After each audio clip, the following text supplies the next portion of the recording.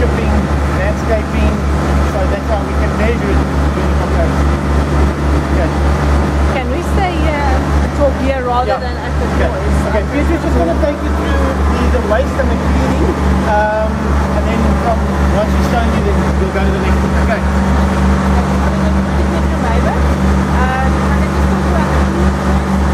All our cleaning services are outsourced. So we operate 24/7, 366 days a year. 8 counting first because there's a lot of work. So on any given day, we have roughly 142 cleaners working over a 24-hour period. We've got supervisors, we have 2 precinct managers, we've got a site manager, we have an estate, a few controllers, all of that for this property. On top of that, we also have a specialized crew. Our preferred supplier is Super Services, and they actually have got qualified abseilers because a lot of the work that we do is actually high-level cleaning. You can also imagine, especially with the new buildings coming online, like the silo, the grain silo, the museum, very intricate tunnels and high-level cleaning that needs to be done. So it does take a specialist in order to support us with that. Hygiene services, as well as our consumable consumption, that's being done by Cape Hygiene and Nampak.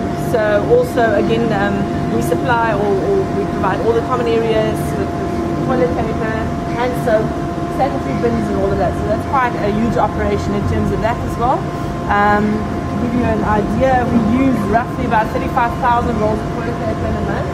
So that is quite a bit, and it's growing, and that's an average on a quiet month. Then also, from a waste management perspective, we've got a waste management company on site that handles and manages all the waste on our behalf. Wasteland is the company that does it. On any given day, we have about 48 people looking after our waste. We've got 4 waste vehicles. It's 2 biggish trucks and then 2 smaller low bed trucks. This one of the trucks that you can, but I'll show you the waste area now.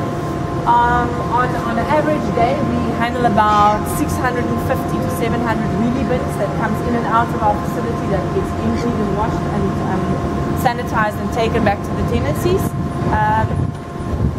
So in a month, I think on average, again, sort of like between 400 450 tons of waste gets collected on the property.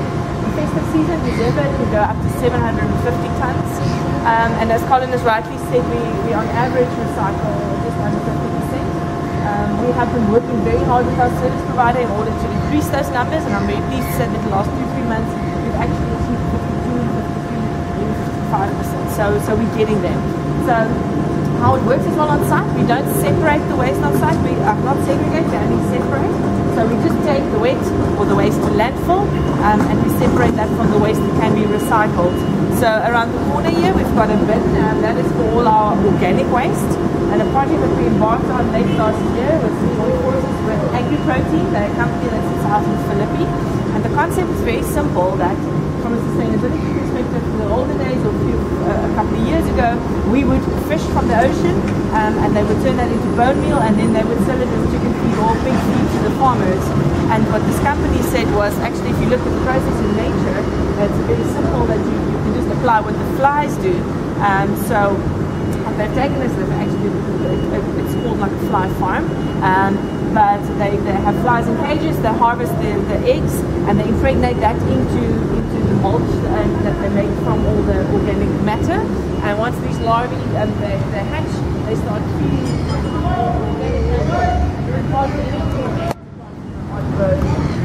and the metal, scraps that fall into the waste that contaminate it slightly. And that's about I think an 11-day cycle, if I'm not mistaken. Once they're done, they harvest the maggots, they boil them, they dry them, and they turn that into protein meal, which they sell at the harvest. So on average now at the moment they get about 25 tons from the waterfront, which is organics. And then the rest of it, of our recyclable material, goes to the MRF. It's a material recovery facility. It is Wasteland's MRF.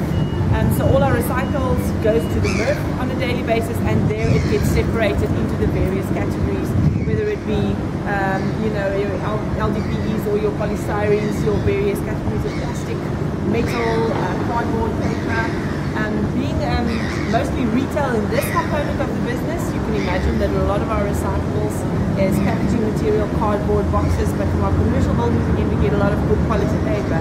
So I think there's quite a good value and a business model in the waste that we do.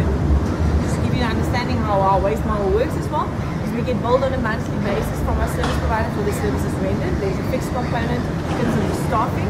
Then there's a variable component in terms of the waste that we dispose of. So we still pay a transport fee for all our recyclables. We also pay a transport fee for waste in the landfill. And then there's obviously the rate per time that we have to pay for waste in the landfill.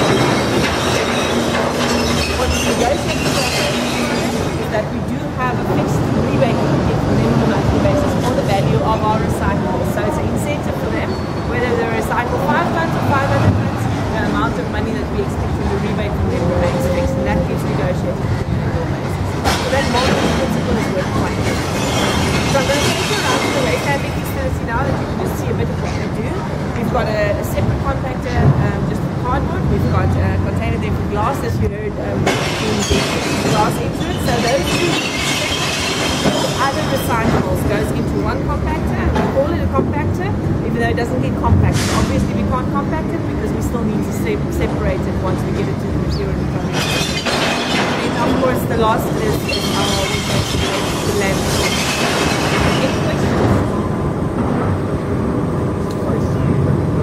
Sorry, I talk a lot and I kind of like there's still a lot of information that I can share, but let's just walk around the corner and then you can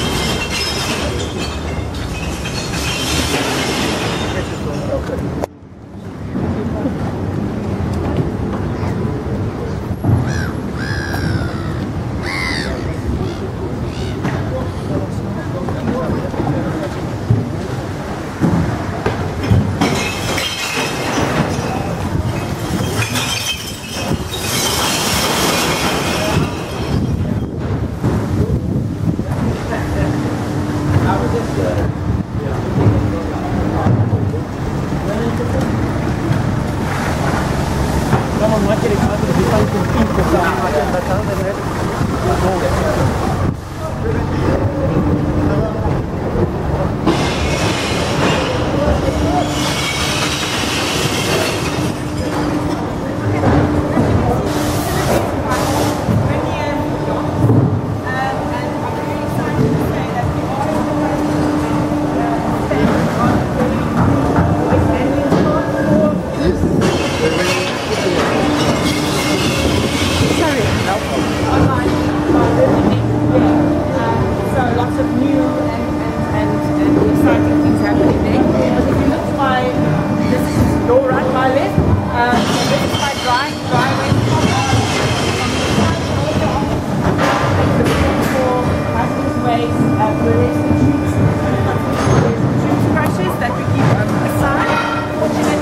with our sustainability policies in place, we don't have that much fluorescence that we need to take care of.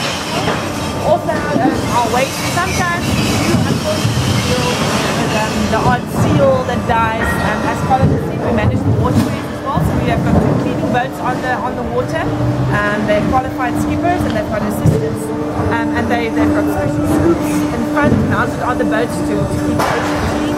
And then they also have some guys with simple cool nets that will scoop stuff out of the water. So hopefully you'll agree that our water is kept clean most of the time. We do have a bit of a challenge though, and when we've got the southeaster blowing or after heavy rains, because we're interconnected with the city, often after heavy rainfall we'll find that a lot of the wind from the city, the streets, runs out into our ocean. And therefore on certain days we find that we get a lot of extra work because of that. So behind you is the cardboard compactor. Also another challenge for us is seagulls as well as rats. You know, I think they sort of like made and we welcome them, you know, they're part of our habitat and for the truck. Some of the challenges, things to remember when you've got specialized vehicles, is things in terms of vehicular access into basements. So what we found in certain areas the basements didn't allow for the big trucks, so we had to redesign what we do.